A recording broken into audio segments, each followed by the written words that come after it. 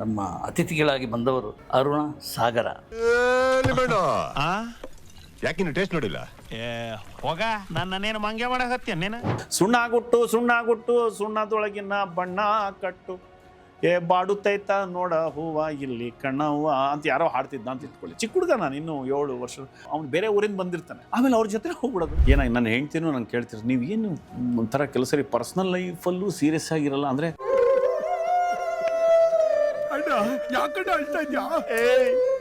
ನಾನು ಯಾವಾಗಲೂ ಹೇಳ್ತೀನಿ, ನನ್ನ ಸಾಗರ ಏನಿದೆ ಅದು ಚಿಕ್ಕ ಊರಿರ್ಬೋದು, ಅದೊಂದು ದೊಡ್ಡ ಪ್ರಪಂಚ ಅಂತ. ಅವ್ರ ಜೊತೆ ಕೂತ್ಕೊಂಡು 2 ನಿಮಿಷದ ಅವ್ರ ಹಿಂದೆನೇ ಹೋಗ್ಬಿಡ್ತಿದ್ದೆ ನಾನು.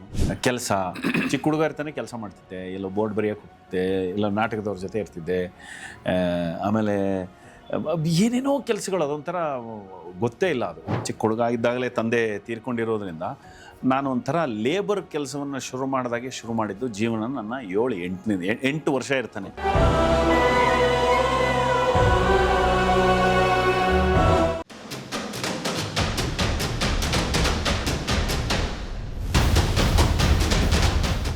ನಮಸ್ಕಾರ. ಗಣೇಶ್ ಕಾಸರಗೋಡು, ಬಿಯಾಂಡ್ ಲಿಮಿಟ್ ಇವತ್ತು ಎಲ್ಲ ಲಿಮಿಟನ್ನು ಮೀರಿದಂತಹ ಒಬ್ಬ ವ್ಯಕ್ತಿ ನಮ್ಮ ಸ್ಟುಡಿಯೋಕ್ಕೆ ಬಂದಿದ್ದಾರೆ. ಇದು ಸ್ಟುಡಿಯೋ ಅನ್ನೋಕ್ಕಿಂತ ಹೆಚ್ಚಾಗಿ ಒಂದು ಯೂನಿವರ್ಸಿಟಿ ಅಂತ ಹೇಳಿರ್ತಾರೆ. ಯೂನಿವರ್ಸಿಟಿ ಒಂದು ಕ್ಲಾಸ್ ರೂಮ್. ಅಲ್ಲಿ ಅವರು ಪ್ರೊಫೆಸರ್, ನಾನು ಸ್ಟೂಡೆಂಟ್ ಪ್ರಶ್ನೆ ಕೇಳುವಂಗಿಲ್ಲ. ಕೂತು ಪ್ರೊಫೆಸರ್ ಏನು ಹೇಳ್ತಾರೋ ಅದನ್ನು ಕೇಳ್ತಾ ಕೂತ್ಕೊಳ್ಳೋದು. ಮಧ್ಯೆ ಸಂಶಯ ಬಂದರೆ ಪ್ರಶ್ನೆ ಕೇಳ್ತಾ ಹೋಗ್ತಾರೆ. ಇದು ಕಾನ್ಸೆಪ್ಟ್. ಆಮೇಲೆ ಇನ್ನೊಂದು ಹೇಳ್ತೀನಿ, ಬಿಯಾಂಡ್ ಲಿಮಿಟ್ ಸಾಗರದಷ್ಟು ವಿಶಾಲ, ಭೂಮಿಯಷ್ಟು ವಿಶಾಲ. ಸಾಗರ ಅಂತ ಹೇಳಿದೆ. ನಮ್ಮ ಅತಿಥಿಗಳಾಗಿ ಬಂದವರು ಅರುಣ ಸಾಗರ. ವೆಲ್ಕಮ್, ಸ್ವಾಗತ. ನಾನು ಹೇಳೋದನ್ನೆಲ್ಲ ಹೇಳಿದ್ದೀನಿ. ಆಯಿತು, ನಾನು ಸ್ಟೂಡೆಂಟ್. ಇಲ್ಲ ಹಾಗೇನಿಲ್ಲ. ಆ್ಯಕ್ಚುಲಿ ವೀಕ್ಷಕ ಮಹೋದಯರಲ್ಲಿ ನನ್ನ ವಿನಂತಿ ಏನು ಅಂದರೆ, ನಾವೆಲ್ಲ ಗಣೇಶ್ ಕಾಸರಗೋಡು, ಉದಯ ಮರಕಿಣಿ, ಶಣೈ, ಅದರ ಹಿಂದಿರುವಂಥ ಅನುಭವ ಮತ್ತು ಅವರ ಜೊತೆಗೆ ಮಹಾನ್ ಪತ್ರಕರ್ತರನ್ನೆಲ್ಲ ನೋಡಿದಂಥ ಅನುಭವವಿರುವಂಥ ಒಂದು ಜೀವನ ನಂದು. ಯಾಕೆಂದರೆ ನಾನು ನನ್ನ ಬಗ್ಗೆ ಹೇಳ್ಕೊಳ್ಳೋದಕ್ಕಿಂತ ಮುಂಚೆ ನಾನು ಗಣೇಶ್ ಕಾಸರಗೋಡು ಅವರ ಬಗ್ಗೆ ಮಾತಾಡಬೇಕು, ನೇರವಾಗಿ ಮಾತನಾಡುವ. ಆಮೇಲೆ ಅವರು ಅಭಿವ್ಯಕ್ತಿ ಸ್ವಾತಂತ್ರ್ಯವನ್ನು ಯಾವತ್ತೂ ದುರ್ಬಳಕೆ ಮಾಡಿಕೊಂಡಿಲ್ಲ. ಅದನ್ನು ಒಬ್ಬ ನಟನಾಗಲಿ ಅಥವಾ ಒಂದು ಸಿನಿಮಾ ಆಗಲಿ ಅಥವಾ ಯಾವುದೇ ವಿಷಯವಾಗಲಿ, ಇವರ ಜನ್ರೇಷನ್ನ ಪತ್ರಕರ್ತರು ಬಹಳ ನೇರವಾಗಿ ಮಾತಾಡ್ತಾ ನಮ್ಮಲ್ಲಿ ಈ ಮನೆ ಎದುರುಗಡೆಗೆ ನಮ್ಮ ಊರುಗಳಲ್ಲಿ ಏನಾಗೋದು ಅಂದರೆ, ನಮ್ಮಲ್ಲಿ ಬಿಂದಿಗೆ ಇರೋದು, ನಾವು ಕೊಡ ಅಂತ ಕರಿತೀವಿ. ಆ ಕೊಡ ಒಂದು ಸ್ವಲ್ಪ ನೆಗ್ಗೋದ್ರೆ ನಾವು ಕಾಯೋದು ಯಾರನ್ನ, ಅದು ಸರಿಯಾಗಿ ನಿಲ್ತಿರಲಿಲ್ಲ, ಹಿಂಗೆ ಕೆಳಗೆಲ್ಲ ನೆಗ್ಗೋದ್ರೆ ಅವನು ಒಂದು ಸೈಕಲಲ್ಲಿ ಬರೋನು ಕಾಯೋದು. ಅವನು ಬಂದ ತಕ್ಷಣ ಒಂದು ದೊಡ್ಡ ಕಬ್ಬಿಣದ ಉಳಿನ ಮಣ್ಣಿಗೆ ಹುಗಿದು ಇದನ್ನು ಅದರೊಳಗೆ ಹಾಕಿ ಜಪ್ಪಿ ಮತ್ತೆ ರೆಡಿ ಮಾಡಿ ಮತ್ತೆ ನಿಲ್ಲೋಂಗೆ ಮಾಡ್ತಾನಲ್ಲ, ಆ ಥರದ ವ್ಯಕ್ತಿತ್ವದವರು. ನಮ್ಮ ಅಂಕುಡೊಂಕುಗಳನ್ನು ವಿವರಿಸ್ತಾ ನೀವು ಹೇಗಿರಬೇಕು, ಯಾವ ಥರದ ಸಿನಿಮಾ ಮಾಡಬೇಕು, ಎಷ್ಟು ಸಮಾಜಮುಖಿಯಾಗಿರಬೇಕು, ಎಷ್ಟು ಕಮರ್ಷಿಯಲ್ ಆಗಿರಬೇಕು, ಆಮೇಲೆ ಹೆಚ್ಚು ಈ ನಾಡಿನ ಈ ಮಣ್ಣಿನ ವಿಷಯಗಳಿಗೆ ಹೆಚ್ಚಾಗಿ ನೀವು ಹೇಗೆ ರೆಸ್ಪೆಕ್ಟ್ ಕೊಟ್ಕೊಳ್ತಾ ಕೆಲಸ ಮಾಡಬೇಕು ಅಂತ ಹೇಳಿಕೊಟ್ಟು ಬಂದಂಥ ಒಂದು ವ್ಯಕ್ತಿತ್ವಗಳಿವು. There is a difference between a personality, ವ್ಯಕ್ತಿ ಮತ್ತು ವ್ಯಕ್ತಿತ್ವಕ್ಕೆ ಬಹಳ ವ್ಯತ್ಯಾಸಗಳಿದೆ. ಆದರೆ ಇವರು ಕೊನೆವರೆಗೂ ತಮ್ಮ ವ್ಯಕ್ತಿತ್ವದ ಮೂಲಕ ವ್ಯಕ್ತಿಯಾಗಿ ಕಂಡಿದ್ದಿದೆಯಲ್ಲ, ಅದು ನಾವೆಲ್ಲರೂ ನಡೆದು ಬರುವ ಹಾದಿಯಲ್ಲಿ ಗುರುಗಳ ತರಹ ನಮ್ಮನ್ನು ಇವರು ನಡೆಸ್ಕೊಂಡು ಬಂದವರು. ನಾವೆಲ್ಲ ನಿಜವಾಗ್ಲೂ ಕಲ್ತಿದ್ದೀವಿ ಈ ಪತ್ರಕರ್ತರು. ಯಾಕೆ ಈ ವಿಷಯ ಹೇಳ್ತಿದ್ದೀನಿ, ಇವತ್ತು ಜರ್ನಲಿಸಮ್ ಅನ್ನುವಂತಹ ವಿಷಯವನ್ನು ಬಂದಾಗ ಅದಕ್ಕೆ ಬೇರೆ ಆಯಾಮ ಬಂದುಬಿಟ್ಟಿದೆ. ಸೋಷಿಯಲ್ ಮೀಡಿಯಾ ಬಂದಿದೆ, ಎಲ್ಲದೂ ಬಂದಿದೆ. ಅದಕ್ಕೆ ಮೀರಿದ ಕೆಲಸ ಮಾಡಿದಂತಹ ಒಂದು ಇಡೀ ಸಮುದಾಯನೇ ಇದೆ. ಅದು ಅವರಿಗೆ ಮೊದಲು ಶರಣ ಹೇಳ್ತೀನಿ. ಅದು ಗಣೇಶ್ ಕಾಸರಗೋಡು ಅವರಿಗೆ ಹೇಳ್ತಾ, ಅದು ಆ್ಯಕ್ಚುಲಿ ಉಳಿದ ಎಲ್ಲ ಪತ್ರಕರ್ತರು ನಮ್ಮ ಜೊತೆ ಇದ್ದು ನಮ್ಮನ್ನು ಬೆಳೆಸಿದ ಪತ್ರಕರ್ತರಿಗೆ ನಮಸ್ಕಾರ ಹೇಳ್ತಾ ಈ ಕಾರ್ಯಕ್ರಮವನ್ನು ಶುರು ಮಾಡೋಣ. ಎಸ್ ಶುರು ಮಾಡೋ ಮೊದಲು ಒಂದು ತಮಾಷೆ ಅಲ್ಲ, ಆ್ಯಕ್ಚುಲಿ ಇದು ತುಂಬ ಸೀರಿಯಸ್ ಆದ್ದು. ಅರುಣ್ ಸಾಗರ್ ಅವ್ರನ್ನ ಭೇಟಿಯಾಗೋದಾಗಲಿ ಫೋನಲ್ಲಿ ಸಂಪರ್ಕಿಸೋದಾಗಲಿ ತುಂಬ ಕಷ್ಟ. ಇತ್ತೀಚೆಗೆ ತುಂಬ ಕಷ್ಟ ಅಂದರೆ ತುಂಬ ಕಷ್ಟ. ಫೋನ್ ಮಾಡಿದರೆ ಉತ್ತರ ಕೊಡಲ್ಲ, ಮೆಸೇಜ್ ಮಾಡಿದ್ರೆ ಅದಕ್ಕೆ ರಿಪ್ಲೈ ಇಲ್ಲ. ಸೊ ಇದೆಲ್ಲ ರೇಜಿಗೆ ಯಾಕೆ ಮರ್ತೇ ಬಿಟ್ರ ಅರುಣ್ ಸಾಗರ್ ನಮ್ಮನ್ನು ಅಂತ ಒಂದು ರೇಜಿಗೆ ಬಂದಾಗ ಒಂದು ಮೆಸೇಜ್ ಹಾಕಿದ್ದೆ ಅವರಿಗೆ. ಅವ್ರು ಎಂಥ ಮನುಷ್ಯ ಅಂತ ಹೇಳೋದಕ್ಕೆ ನಾನು ಈ ಉದಾಹರಣೆ ಹೇಳ್ತಾ ಇದ್ದೀನಿ. ಮೆಸೇಜ್ ಏನಂದರೆ, ಅರುಣ್, ನಾವು ನೀವು ಆಟವಾಡಿಸುವ ವಯಸ್ಸನ್ನು ದಾಟಿ ಬಂದಿದ್ದೇವೆ. ನಿನ್ನೆ ಬಿಡುವಿದ್ದರೆ ಫೋನ್ ಮಾಡಿ ಹೇಳುತ್ತೇನೆ ಅಂದಿದ್ದೀರಿ. ಇವತ್ತು ಫೋನ್ ಮೆಸೇಜ್ ಮಾಡಿದರೆ ಉತ್ತರವಿಲ್ಲ. ಆಗಲ್ಲ ಅಂದರೆ ನನಗೆ ಬೇಜಾರಿಲ್ಲ, ಆದರೆ ಹೀಗೆ ಆಟವಾಡಿಸೋದು ನಿಮಗೆ ಶೋಭೆ ತರೋದಿಲ್ಲ. ಶುಭರಾತ್ರಿ ಅಂತ ಒಂದು ಮೆಸೇಜ್ ಮಾಡಿದೆ. ನಾನು ತುಂಬ ಸೀರಿಯಸ್ಸಾಗಿ ಏನೋ ಸಿಟ್ಟು ಮಾಡ್ಕೊಂಡಿದ್ದಾರೆ ಹಾಗೆ ಹೀಗೆ ಅಂತ ಕಾಯ್ತಾ ಕೂತ್ಕೊಂಡ್ರೆ ಅಲ್ಲಿಂದ ಉತ್ತರ ಬಂತು, ಗುರುಗಳೇ ಈ ಕವನ ಬರೆದಿದ್ದು ಯಾರು ಅಂತ. ಇಷ್ಟು ಚಂದ ಬರೆದಿದ್ದಾರೆ. ಕವನ ಯಾವ ಕವನ? ಇಲ್ಲ ಈ ಮೆಸೇಜ್ ಓದಿ ಹೇಳಿದರು. ಅರೆ, ಒಂದು ತುಂಬ ಸೀರಿಯಸ್ ಆದ ವಿಷಯವನ್ನು ಇಷ್ಟೊಂದು ಆತ್ಮೀಯವಾಗಿ ಗೌರವಪೂರ್ವಕವಾಗಿ ಹೇಳುವಂಥ ಒಂದು ವ್ಯಕ್ತಿತ್ವ ನಮ್ಮ ಮುಂದೆ ಕೂತ್ಕೊಂಡಿದ್ದರೆ ಅದು ಗೌರವ ಕೊಡೋದಿರೋದು ಹೇಗೆ? ಸೊ ಅಂತೂ ಕೊನೆಗೆ ನಮಗೆ ಸಿಕ್ಕಿದ್ದಾರೆ, ಇಲ್ಲಿ ಬಂದಿದ್ದಾರೆ. ನಾನು ಸ್ಟೂಡೆಂಟ್ ಆಗಿದ್ದೀನಿ, ಪ್ರೊಫೆಸರ್ ಆಗಿದ್ದಾರೆ. ಆ್ಯಕ್ಚುಲಿ ಹೇಳಿಬಿಡ್ತೀನಿ. ಆ್ಯಕ್ಚುಲಿ ನಾನು ಏನು ಮಾಡಿದ್ದೆ ಅಂದರೆ, ನನ್ನ ಮೊಬೈಲಲ್ಲಿ ಒಂದು ಡ್ಯುಯಲ್ ಸಿಮ್ ಆಗಿಬಿಟ್ಟಿದೆ. ನನಗೆ ಯಾವುದೋ ಒಂದು ವೆಡ್ಡಿಂಗ್ ಮಾಸ್ಟರ್ ಕ್ಲಾಸ್ ಬಗ್ಗೆ ಒಂದು ಅನೌನ್ಸ್ ಮಾಡಿಬಿಟ್ಟಿದ್ದೀನಿ. ಅದು ಫೋನ್ಗಳು ಆ್ಯಕ್ಚುಲಿ ಈ ಸ್ಟುಡಿಯೋಗೆ ಬಂದಿದ್ದಲ್ಲ, ಅವರೇ ನಾನು ನೋಡ್ತಾ ಇದ್ದೀನಿ. ನನ್ನ ಫೋನ್ಗಳು ಕ್ಲೀನಾ ಫೋನ್ ಬರ್ತಾ ಅದರಲ್ಲಿ ತಲ್ಲೀನವಾಗಿ ಇವರು ಮೆಸೇಜನ್ನು ನೋಡಿರಲಿಲ್ಲ. ಯಾಕೆಂದರೆ ನಮ್ಮ ಕಾಸರಗೋಡವರು ಅಂಥವ್ರ ಮೆಸೇಜು ನಮಗೆ ನೋಡಿದಾಗಲೇ ಅದೊಂದು ಎಚ್ಚರ. ಅದು ಯಾವತ್ತು ಅವರು, ಯಾಕೆಂದರೆ ಪರ್ಫೆಕ್ಟ್ ಟೈಮು, ಪರ್ಫೆಕ್ಟ್ ಇದು. ಆದರೆ ನೋಡಿರಲಿಲ್ಲ. ನನಗೇನು ಅಂದರೆ, ನಾನು ಇವ್ರ ಜೊತೆ ಎಲ್ಲ ಇದ್ದಿದ್ದು ಅಂದರೆ ನಮ್ಮದು ಇದು ತಮಾಷೆ ಅನ್ನೋದಲ್ಲ. ನಾನು ಅವ್ರ ಜೊತೆ ಇರ್ತಕ್ಕಂಥದ್ದು ಒಂದು ಸಟೈರಿಕ್ ಗುಣ ನಮ್ಮಿಬ್ಬರದು. ಯಾವುದೇ ಒಂದು ವಿಷಯಗಳನ್ನಾಗಲಿ ಗುರುಗಳೇ ನಾವು ಒಂದು ಸಟೈರಾಗಿ ನೋಡ್ತೇವೆ. ಅಂದರೆ ಅದರಲ್ಲಿ ವ್ಯಂಗ್ಯನೂ ಇರುತ್ತೆ, ಅದರಲ್ಲಿ ನಗು ಇರುತ್ತೆ, ಅದರಲ್ಲಿ ಒಂದು ಜೀವನ ಇರುತ್ತೆ. ಹಾಗಷ್ಟೇ, ಬೇರೆ ಇನ್ನೇನು. ಹಾಗೆ ದಯವಿಟ್ಟು ನಾನು ಫೋನು ಎತ್ತಿದ್ದೇ ಇದ್ದ ಕ್ಷಣಗಳಲ್ಲಿ ನಾನು ಬೇರೆ ರೀತಿಯಲ್ಲಿ ಬಿಸಿ ಆಗಿದೆ. ಅದ್ರದ್ದು ದಯವಿಟ್ಟು ನಿಮ್ಮನ್ನು ನಾನು ಕ್ಷಮಿಸಿ ಅಂತ ನಾನು ಕೇಳೋದಿಲ್ಲ. ಯಾಕೆಂದರೆ ತುಂಬ ಬ್ಯುಸಿಯಾಗಿರೋದೇ ನನ್ನ ಖುಷಿ. ಏನು ಕೆಲಸ ಇಲ್ಲ, ಇಲ್ಲಿ ಇದೆ ಅಂದರೆ ಅಲ್ದಾಡೋದು ಇದೆಯಲ್ಲ, ಅದು ನಮ್ಮ ಕೈಯಲ್ಲಿ ನೋಡಲಿಕ್ಕಾಗಲ್ಲ. ಇಷ್ಟು ವರ್ಷದಿಂದ ಬಂದು ವಯಸ್ಸೆಷ್ಟಾಯ್ತು ಈಗ? ಆಯಿತು 36 ಅಲ್ಲ? ಸೊ 36ಕ್ಕೆ ಇಲ್ಲದೆ ಮಾತಾಡೋದು, ಸ್ವಲ್ಪ ಉಲ್ಟ ತಿರುಗಿಸ್ಬಿಡೋಣ. ಈಗ 63 ನಡೀತಾ ಇದೆ. ಎಸ್ 63 ಅಂದರೆ ಸುಮಾರು ನಾವು 30 ವರ್ಷದ ಹಿಂದಿನಿಂದ ನಾವು ಭೇಟಿಯಾಗಿದ್ದೀವಿ.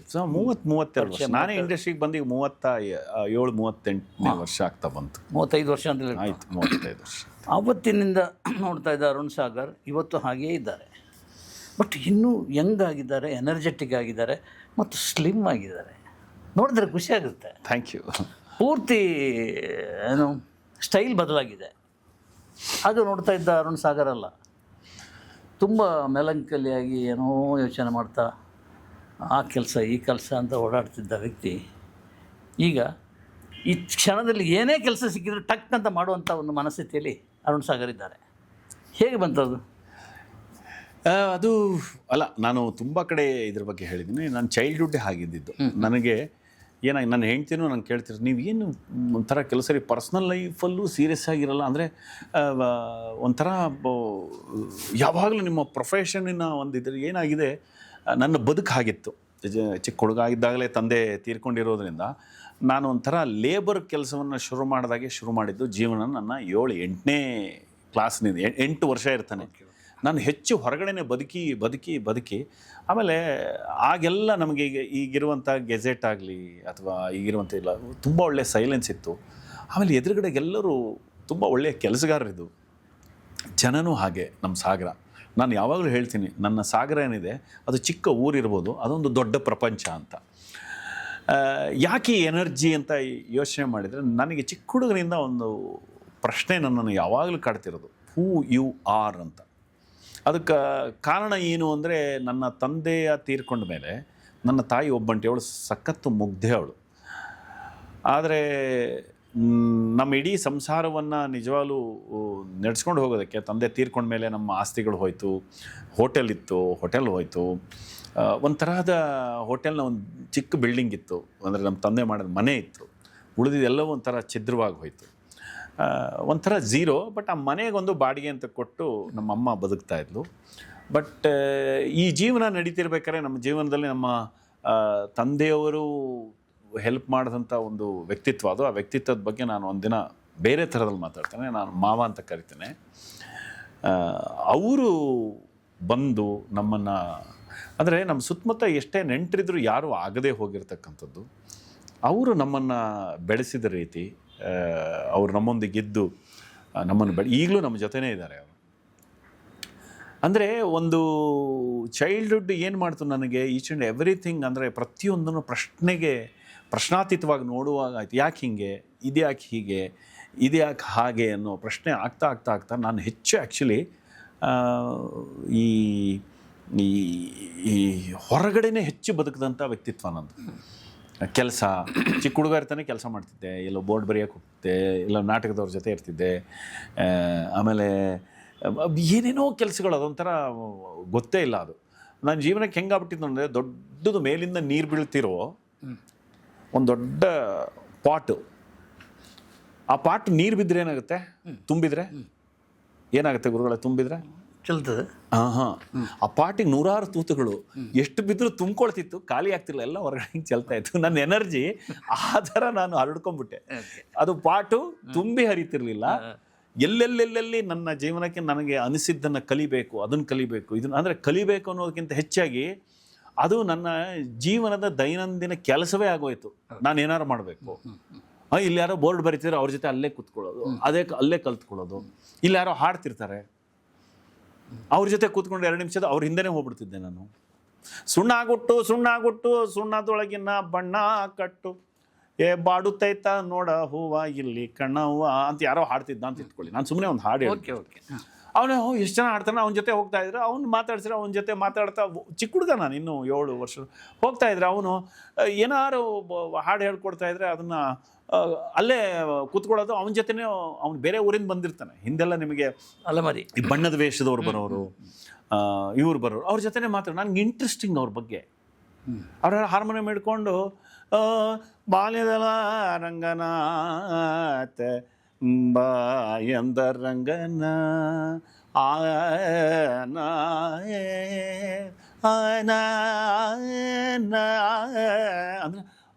ಅಂದರೆ ಮನಸ್ಸಿನೊಳಗೆ ಅದೇ ಏನು. ಆಮೇಲೆ ಅವ್ರ ಜೊತೆ ಹೋಗ್ಬಿಡೋದು. ನಮ್ಮಮ್ಮ ಅವಳಿಗೂ ಗೊತ್ತಿಲ್ಲ, ಅವ್ರ ಜೊತೆನೇ ಓಡಾಡಿ, ಅವ್ರು ಭಿಕ್ಷೆ ಮಾಡಿ ಅವ್ರ ಪಕ್ಕ ನಿಂತ್ಕೊಳ್ಳೋದು. ಅವ್ರು ಏನಾರು ಯಾರ್ದಾರ ಮನೆ ಅಂದ್ರೆ ಏನು ಅವ್ರನ್ನ ಇವ್ರ ಜೊತೆ ಅಂದರೆ, ಪಾಪ ಎಷ್ಟು ಜನ ಆಡ್ತಾರಲ್ಲ ಅಂತ ಹೇಳೋದು. ಅವರು ಏನಾರು ಹಾಕಕ್ಕೆ ಬಂದರೆ ದುಡ್ಡು ಕೊಡೋದ್ರೆ ನಾನು ಇಸ್ಕೊಂಡು ಅವ್ರಿಗೆ ಕೊಡೋದು. ಆಮೇಲೆ ನಾನೇ ಅವ್ರನ್ನ ಉರ್ತು ಬಂದು, ಅಂದರೆ ನನಗೆ ಅವ್ರು ಯಾರು ಇಂಟ್ರೆಸ್ಟಿಂಗ್ ಅನಿಸೋರು. ಇನ್ನೆಲ್ಲೋ ಯಾಕೆಂದರೆ ನಮ್ಮ ಸಾಗರ ಅನ್ನುವಂಥದ್ದು ಹೆಂಗಿದೆ ಅಂದರೆ, ಇಲ್ಲಿ ಎಲ್ಲೋ ನಾಟಕ, ಯಕ್ಷಗಾನ, ನೀನಾಸಂ ನಾಟಕ, ಮಾಸೂರು ನಾಟಕ ಮಾಡಿಸೋರು, ಉದಯ ಕಲಾವಿದರು, ವಿನೋಬಾ ಕಲಾವಿದರು, ಆಮೇಲೆ ಆರ್ಕೆಸ್ಟ್ರಾ, ಒಂಥರ ಭಾಳ ಮಜವಾದ್ದು. ಹಿಂಗಂದರೆ ಸುಬ್ಬಣ್ಣ ಬಂದು ಮಾತಾಡ್ತಿರೋರು, ನೀನಾಸಂನ ಸುಬ್ಬಣ್ಣ. ನಾವೆಲ್ಲ ಚಿಕ್ಕ ಹುಡುಗರಾಗಿದ್ದ ಕಂಬಾರರಿದ್ದರು, ಅಡಿಗರಿದ್ದರು. ಅಲ್ಲಿ ನಮ್ಮ ಗಾಂಧಿ ಭವನದಲ್ಲಿ ಏನಾರು ಒಂದು ನಡೀತಾ ಇದ್ದರೆ ನಮ್ಮನ್ನು ಕೆಲಸಕ್ಕೆ ಕರ್ಕೊಂಡು ಹೋಗ್ಬಿಡೋರು. ಯಾರನ್ನ ಬಾರ ಅಲ್ಲಿ ಬ್ಯಾನರ್ ಕಟ್ಟಬೇಕು ಅಂತ. ಹಿಂದೆಲ್ಲ ಫ್ಲೆಕ್ಸ್ ಇರ್ತಿರಲ್ಲ, ಅವರು ಗಾಯಕ್ವಾಡ್ ಅಂತಿದ್ರು, ಪ್ರಕಾಶ್ ಅಂತಿದ್ರು, TVS ಪ್ರಕಾಶ್ ಅಂತ, ಮಲ್ಕಪ್ನವರು ಅಂತಿದ್ರು, ಅವರು ಒಂದು ಟಾಕೀಸಿಗೆ ಬ್ಯಾನರ್. ಅವರಿಗೆ ಬ್ಯಾನರ್ ಆರ್ಡರ್ ಬಂದೆ. ಅವ್ರು ಏನಾರು ನಾನು ಎಲ್ಲಂದ್ರಲ್ಲಿ ನಾನು ಸಿನಿಮಾ ಥಿಯೇಟ್ರ್ ಮುಂದೆ ಹೋದರೆ ಅಲ್ಲೂ ಫ್ರೀ. ನನಗೆ ನಾನು ಏನಾರು ಕೆಲಸ ಮಾಡಿಕೊಡ್ತಿದ್ದೆ ಅವರಿಗೆ, ಅಂದರೆ ಹೆಲ್ಪರ್ ಆಗಿದ್ದು ಬಿಡ್ತಿದ್ದೆ. ಈ ಮಲ್ಕಪ್ನವರು ಅವ್ರು ಬೋರ್ಡ್ ಬರೀತಿದ್ದಾರೆ ಅಂದರೆ ಅವ್ರ ಜೊತೆ ನಿಂತ್ಕೊಂಡು ಏನೋ ಅಂದ್ರೆ, ಯಾಕೆ ನಮ್ಮ ತಂದೆ ಒಳ್ಳೆ ಹೆಸರು ಮಾಡಿದವರು. ಸಣ್ಣ ಮಗ ಅಲ್ಲೇನೋ ಏನೋ ಅಂದ್ರೆ, ಏನಿಲ್ಲ ಬಣ್ಣ ಕೊಡು ಅಂದ್ರೆ ಬಣ್ಣ ಕೊಡು, ಬಣ್ಣ ತೊಗೊಳೋದು, ಅದು ಕೊಡು ಇದು ಕೊಡು ಅಂತ. ನನಗೆ ಈಗಲೂ ನೀವು ನಂಬ್ತಿರಲ್ಲ, ನನ್ನ ಹತ್ರ ಒಂದು ಕರಿ ಪ್ಯಾಂಟ್ ಇದೆ, ಎಲ್ಲ ಈ ಜಿಗ್ಟದ್ದು. ಆಮೇಲೆ ಒಂದು ಹಳೆ ಶರ್ಟ್ ಇದೆ.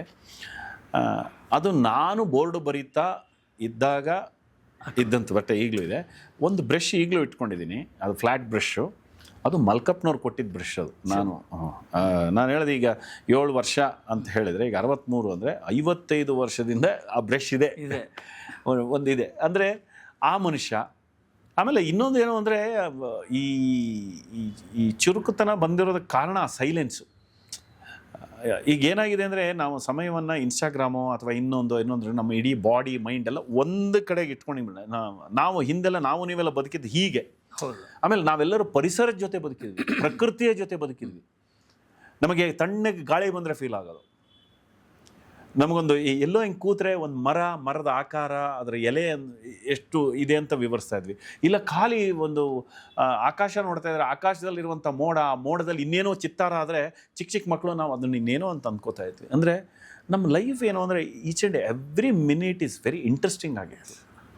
ಊರಲ್ಲಿ ನೂರಾರು ಕಾರ್ಯಕ್ರಮಗಳು. ಈ ಕಡೆ ಹಿಂಗೆ ಬಂದೆ ಬಲು ಚಂದದಿಂದ ಬಂದಳಬ್ಜ ಲೋಚನೆ, ರಾಮಚಂದ್ರ ಹೇಳಿದಂಥ ಮಾತಿನಂದವನ್ನು ಬಣ್ಣಿಸುತ್ತ ನಾಗಚಂದ್ರ ಹೇಳಿದಂಥ ಅದು ಯಕ್ಷಗಾನದ ಯಾವುದೋ ಒಂದು ಇದು ನಡೀತಾ ಇರೋದು. ಅಂದರೆ ಏನಪ್ಪ ಇದು, ಮಂದರ್ತಿ ಮೇಳದವ್ರು ಬರೋರು, ಇದು ಬರೋರು, ಏನು ಮಜಾ ಇದು ಅಂತ. ಈ ಕಡೆ ಹಿಂಗೆ ಬಂದರೆ ಕಂಪನಿ ನಾಟಕ, ನಮ್ಮ ಮನೆ ಎದುರುಗಡೆ ದ್ವಾರಕನಾಥಗಳ, ಅಲ್ಲೆಲ್ಲೋ ಕಂಪನಿ ನಾಟಕದ ಒಂದು ದೊಡ್ಡ ಟೆಂಟ್ ಇದೆ. ಅದಕ್ಕೆಲ್ಲ ಕೆಲಸ ಮಾಡಿದ್ದೀನಿ ನಾನು. ಅಲ್ಲೆಲ್ಲೋ ಹೋಗ್ಬಿಟ್ರೆ ಸಾಕು, ಅವ್ರ ಜೊತೆನೂ ಇರ್ತಿದ್ದೆ. ಅದೊಂದು ದೊಡ್ಡ ಕಥೆನೇ ಇದೆ. ಅವ್ರ ಜೊತೆ ಇರ್ತಿದ್ದೆ. ಅವರ ಹಾರ್ಮೋನಿಯಂ ಮಾಸ್ತರು ನುಡಿಸ್ಕೊಂಡು ಹಾಡು ಹೇಳೋದು. ಅಮ್ಮ ಬೈತಿರ್ಲಿಲ್ವ? ಇಲ್ಲಪ್ಪ, ನನ್ನಮ್ಮ ನಿಜವಾಗ್ಲೂ ಈ ಪ್ರಜಾಪ್ರಭುತ್ವದಲ್ಲಿ ಪ್ರಜಾಪ್ರಭುತ್ವ ಹೇಗಿರಬೇಕು ಅಂದರೆ ನನ್ನ ತಾಯಿ. ಯಾಕೆಂದರೆ ಅವಳು ನನಗೆ ಕೊಟ್ಟಂಥ ಫ್ರೀಡಮ್ಮಿಂದ ನಾನು ಇವತ್ತು ಹಿಂಗಿರೋದು. ಇವತ್ತು ಅಂದರೆ ನೀನು ಕೆಟ್ಟದ್ದನ್ನು ಯೋಚನೆ ಮಾಡಬೇಡ, ನೀನು ಇನ್ನೊಬ್ರು ಯಾರಿಗೂ ಕೆಟ್ಟದ್ದು ಮಾಡು, ನೀನು ಆರಾಮಾಗಿರು, ಇನ್ನೊಬ್ರಿಗೆ ತೊಂದರೆ ಮಾಡು, ಇನ್ನೊಬ್ರಿಗೆ ಖುಷಿಯಾಗಿ ಇಟ್ಕೊನ್ನುವ ಮಾದರಿಯಲ್ಲಿ ನನ್ನನ್ನು ಬೆಳೆಸೋಳು. ಆಮೇಲೆ ಎಲ್ಲೂ ಪ್ರಶ್ನೆ ಮಾಡಲಿಲ್ಲ ಅವಳು. ನಾನು PUC ಫೇಲ್ ಆಗಿದ್ದೆ, ಪ್ರಶ್ನೆ ಮಾಡಲಿಲ್ಲ.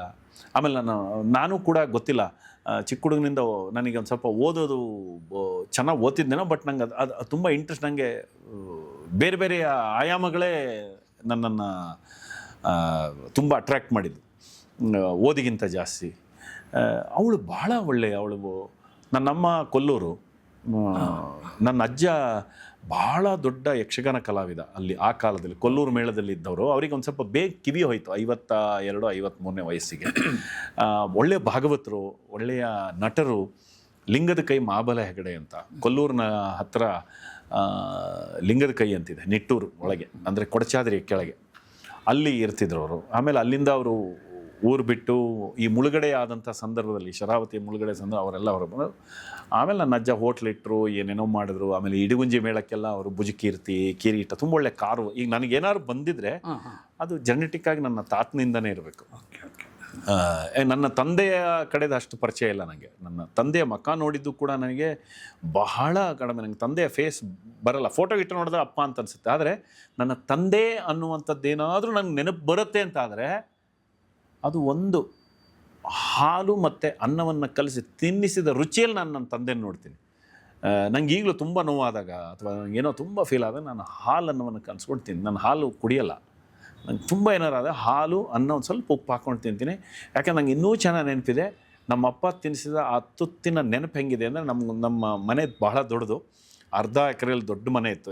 ಅದ್ರ ಹಿಂಭಾಗಲೂ ದೊಡ್ಡ, ಈಗ ಕುಂಟೆ ಬ್ರದರ್ಸ್ ಅಂತಾಗಿದೆ ಬಿಲ್ಡಿಂಗ್. ನಮ್ಮ ತಂದೆ ಆಗಲೇ ಅಂದರೆ ಅವ್ರು ತೀರ್ಕೊಂಡಂತ ಎಲ್ಲ ಹೊರಟೋಯ್ತು. ಆ ದೊಡ್ಡ ಮನೆಯಲ್ಲಿ ದೊಡ್ಡ ಅಡುಗೆ ಮನೆ, ತುಂಬ ಒಂದು ಮಿನಿಮಮ್ 30-40 ಎಷ್ಟು ದೊಡ್ಡದು ಅಡುಗೆ ಮನೆ, ನಮ್ಮ ದೊಡ್ಡ ಅಡುಗೆ ಮನೆ. ಆ ಒಲೆ, ಅದಾದಮೇಲೆ ಕೋಡ್ ಹಂಚು ಅಂತ ಕರಿತೀವಲ್ಲ, ಸಣ್ಣ ಬೆಳಕು ಬೀಳುವ ಕಿಂಡಿ ಹಂಚು, ಅದರಿಂದ ಹೀಗೆ ಬೆಳಕು ಬಿದ್ದಿದ್ದು ನೆನಪಿದೆ, ಇನ್ನೂ ಚೆನ್ನಾಗಿ ನೆನಪಿದೆ. ನಾನು ಅದನ್ನು ಪೇಂಟೆಲ್ಲ ಮಾಡಬೇಕು ಅಂತ ಅಂದ್ಕೊಂಡೆ. ಅದು ಸ್ಟ್ಯಾಗ್ನೆಂಟ್ ಆಗಬಾರ್ದು, ಅದು ನನ್ನ ಒಳಗೆ ಬೇರೆ ಬೇರೆ ಥರದಲ್ಲಿ ಇರಬೇಕು ಅಂತ. ಆ ಎಳೆ ಇದರಲ್ಲಿ ನಮ್ಮ ಅಪ್ಪ ಅವಾಗೆಲ್ಲ ಮನೆಯಲ್ಲಿ ಕೂತ್ಕೋದೆ, ಡೈನಿಂಗ್ ಟೇಬಲ್ ಇಲ್ಲ, ಕೂರಿಸ್ಕೊಂಡು ನನ್ನನ್ನು ತೊಡೆ ಮೇಲೆ ಕೂರಿಸ್ಕೊಂಡು ಅವರು ಅನ್ನವನ್ನು ಚೆನ್ನಾಗಿ ಕಲಸಿ ಹಾಲನ್ನು ಉಣಿಸಿದ್ದು ಆ ರುಚಿ ಇನ್ನೂ ಚೆನ್ನಾಗಿ ನೆನಪಿದೆ. ನಂಗೆ ನನ್ನ ತಂದೆಯ ಫೇಸಿನ ನೆನಪೇ ಆಗಲ್ಲ. ಆ ವೈಟು ಯಾವಾಗಲೂ ಶುಭ್ರವಾದ ಬಟ್ಟೆಯನ್ನು ಹಾಕ್ಕೊಂಡು ಕೂತ್ಕೊಂಡು ಉಣಿಸಿದ್ದು. ನನಗೆ ಈಗಲೂ ತಂದೆ ಅಪ್ಪ ಅಂದ ತಕ್ಷಣ ನನಗೆ ರುಚಿ ನೆನಪಾಗುತ್ತೆ. ಅವರು ಒಳ್ಳೆ ಅಡುಗೆ, is A very good cook. ಅವರು ಎಂಥ ಕ್ರಿಯೇಟಿವ್ ಅಂದರೆ, ಅವರು ಬೂಂದಿ ಲಾಡು ಇದೆಯಲ್ಲ, ಅದು ಅನ್ನಪೂರ್ಣೇಶ್ವರಿ ಭವನ ಅಂತ ಹೋಟ್ಲಿತ್ತು. ಅದಕ್ಕಿಂತ ಮುಂಚೆ ಗಜೇಂದ್ರ ವಿಲಾಸ ಅಂತ ಹೋಟ್ಲು ಮಾಡಿದರು. ಆ ಹೋಟ್ಲಲ್ಲಿ ಏನು ಮಾಡೋರು, ಒಂದು 500 ಅಥವಾ 1000 ಲಾಡ್ ಮಾಡೋದು, ಬೂಂದಿ ಲಾಡು. ಅದರೊಳಗೆ ಒಂದು ಚಿಕ್ಕದು ಎಷ್ಟೋ ಗ್ರಾಮ್ದು ಬಂಗಾರದ ಉಂಗುರ ಇಟ್ಬಿಡೋದು. ಒಂದು ಹೇಳೋರಂತೆ, ಒಂದು ಬರೆದ್ಬಿಟ್ಟು ಹಾಕ್ಬಿಡೋದು, ಈ ಉಂಡೆಯಲ್ಲಿ ಉಂಗುರ ಇದೆ, ನಿಮ್ಮ ಅದೃಷ್ಟ ನೀವೇ ಪರೀಕ್ಷೆ. Is A very creative also. ಆಮೇಲೆ ತುಂಬ ಒಳ್ಳೆ ತಿಳಿಸೋರು, ಅವ್ರು ಒಳ್ಳೆ ಅಡುಗೆನೂ ಮಾಡೋರು, ಆಮೇಲೆ ತುಂಬ ಒಳ್ಳೆ ಕೆಲಸ ಮಾಡಿದವರು. ಅವರೆಲ್ಲ ಕಾಗೋಡು ಸತ್ಯಾಗ್ರಹಕ್ಕೆಲ್ಲ, ಈ ಕಾಗೋಡು ತಿಮ್ಮಪ್ಪನವರು, ಬಂಗಾರಪ್ಪನವರಿಗೆಲ್ಲ ಅವರು ಒಂಥರ ಹಿರಿಯರು, ನಮ್ಮ ತಂದೆ ಲೋಹಿಯಾ ಅವರು ತುಂಬ ಒಳ್ಳೆಯ ಸ್ನೇಹಿತರು, ಗೋಪಾಲ್ ಗೌಡರು. ಅದೊಂದು ದೊಡ್ಡ ವ್ಯಕ್ತಿತ್ವ ಅದು ನನ್ನ ಅಪ್ಪಂದು. ಹೋಟೆಲ್ ಸಣ್ಣಯ್ಯ ಅಂದರೆ ನಮ್ಮ ಮನೆಯ ಮಾಡಿಯ ಮೇಲೆ ತುಂಬ ಜನ ಓದಿದರೆ. ಈ PS ರಾಮಪ್ಪ ಅಂತ ರಾಮಕೃಷ್ಣ ಹೆಗಡೆ ಅವರ PA ಆಗಿದ್ದು, ಅವರೆಲ್ಲ ನಮ್ಮ ಮನೆಯ ಮಾಡಿ ಮೇಲೆ ವಾರದಂದು ಊಟಕ್ಕೆ ಅಂತಲೇ ಬಂದು ಉಳ್ಕೊಳ್ಳೋರು. ನಮ್ಮಲ್ಲಿ ಏನು ಅಂದರೆ ನಮ್ಮಪ್ಪ ಯಾವ ಥರ ಮಾಡಿದರು ಅಂದರೆ, ನಮ್ಮ ಮನೆಯ ಮಾಡಿ ಮೇಲೆ ಯಾರೇ ಓದೋರಿದ್ರು ಅಲ್ಲಿ ಬಂದು ಉಳ್ಕೋಬೋದು. ಅಲ್ಲಿ ನಮ್ಮದು ಹೋಟ್ಲಿತ್ತು, ತುಂಬ ಫೇಮಸ್ ಹೋಟ್ಲ್ ಅದು, ಅನ್ನಪೂರ್ಣೇಶ್ವರಿ ಭವನ ಅಂತ. ಯಾವಾಗಲೂ ಅನ್ನ ಸಾರು ಪಲ್ಯ ಮಜ್ಜಿಗೆ ಇಟ್ಬಿಟ್ಟಿರೋ. ನೀವು ಬಂದರೆ ನೀವು ಓದೋರು ಮಧ್ಯಾಹ್ನ ಸೀದಾ ನಮ್ಮನೆ ಮಾಡಿ ಮೇಲೆ ಬಂದರೆ ನಿಮ್ಮ ಹತ್ರ ದುಡ್ಡಿಲ್ಲ, ಎಲ್ಲೋ ಕಾಲೇಜಿಗೆ ಹೋಗ್ತಿರ್ತೀರಿ ಅಥವಾ ಇನ್ನೊಂದು ಎಲ್ಲೋ ಮಾಡ್ತಿರ್ತೀರಿ, ಅಲ್ಲಿ ಊಟ ಮಾಡ್ಕೊಂಡು ನೀವು ಅಲ್ಲೇ ಇದ್ದು ಹೋಗ್ಬೋದು. ಆ ಥರದ್ದೊಂದು ಅಟ್ಟವನ್ನು ರೆಡಿ ನಮ್ಮನೆ ಮಾಡಿ, ಆ ಥರದ ವ್ಯಕ್ತಿತ್ವ ನಮ್ಮ ಅಪ್ಪಂದು. ಅದು ತುಂಬ ಬೇರೆ ಬೇರೆಯ ಇದು. ಅವರು ನನಗೆ 5 ವರ್ಷ ಇರ್ತಾನೇನೋ ತೀರ್ಕೊಂಡ್ರು. ಸಿನಿಮಾಕ್ಕೆ ಹೇಗೆ ಬಂದ್ರಪ್ಪ? ಆ ಸಿನಿಮಾದಲ್ಲಿ ಫಸ್ಟ್ ನಾನೇ ಹೀರೋ ಆಗಬೇಕು ಅಂತ ಬಂದಿದ್ದು. ಗೊತ್ತಿಲ್ಲ ಅದು ಯಾವ ಥರ ಆಯಿತು. ಕೆಲವರು ಏನಂತಾರೆ ಅಂದರೆ, ಪ್ರೊಡ್ಯೂಸರ್ಗೆ ಯಾರೋ ಹೇಳಿದ್ರು, ಇವನೇನು ಶಿಳ್ಳೆಕ್ಯಾತ್ ಅಂತ ಇದ್ದಂಗೆ ಇದನ್ನು ತೆಳ್ಳಿಗೆ ಕಡೆ ಅವನನ್ನು ಹೀರೋ ಅಂತ ಹೆಂಗೆ ಮಾಡ್ತೀರಾ ನೀವು ಅಂತ ಏನೇನೋ ಆಯಿತು. ಜನ್ಮದ ಜೋಡಿಯಲ್ಲಿ ಆ್ಯಕ್ಟ್ ಮಾಡಿದೆ. ಏನ್ ಮಾಡ್ಲಿ ಅಂದ್ರೆ ಹಕ್ಕಿನ ಗೂಟಲ್ಲಿ ಜೋಪಾನವಾಗಿಡ್ಬೇಕು, ಅದಕ್ಕೆ ಹೇಳ್ತಾವ್ನಿ. ಆಗಿನ ಸಿನಿಮಾ ಈಗಿನ ಸಿನಿಮಾ, ಆ ಕಾಲದಲ್ಲಿ ಮಾಡಿದಂಥ ಪಾತ್ರಗಳನ್ನು ನೋಡಿ, ಆ ಕಾಲದಲ್ಲಿ ಬರ್ತಾ ಇರ್ತಕ್ಕಂಥ ಕಥೆಗಳನ್ನು ನೋಡಿ, ಒಂದು ಬಂಗಾರದ ಮನುಷ್ಯ ಇರ್ಬೋದು, ಆಗದು ಎಂದು ಕೈಗಟ್ಟಿ ಕುಳಿತರೆ ಸಾಗದು ಕೆಲಸವು ಮುಂದೆ, ಮನಸೊಂದಿದ್ದರೆ ಮಾರ್ಗವು. ಭಕ್ತ ಕನಕದಾಸ ಇರ್ಬೋದು, ಬಾಗಿಲನ್ನು ತೆರೆದು ಸಿನಿಮಾ ನೋಡ್ತಾ ಸಿನಿಮಾದ ಸೀನ್ಗಳು ನೋಡ್ತಾ ಇರಬೇಕಾದ್ರೆ ನನಗೆ ರಾಜ್ಕುಮಾರ್ ಅವರು ಯಾಕೆ ನೆನಪಾದರು. ನಾನು ರಾಜ್ಕುಮಾರ್ ಅನ್ನುವಂಥ ಹೆಸರನ್ನು ಬರೀ ಅವರ ವ್ಯಕ್ತಿಯಾಗಿ ತಗೋತಾ ಇಲ್ಲ, ಆ ಇಡೀ ಜನ್ರೇಷನ್ನ ಒಂದು ಮುಖವಾಗಿ ತಗೋತಾ ಇಲ್ಲ. ನಿಮಗೆ ಒಂದು ಗೇಮಿಗೂ ಸಿನಿಮಾಗೂ ವ್ಯತ್ಯಾಸ ಕಾಣಿಸ್ತಾ ಇಲ್ಲ.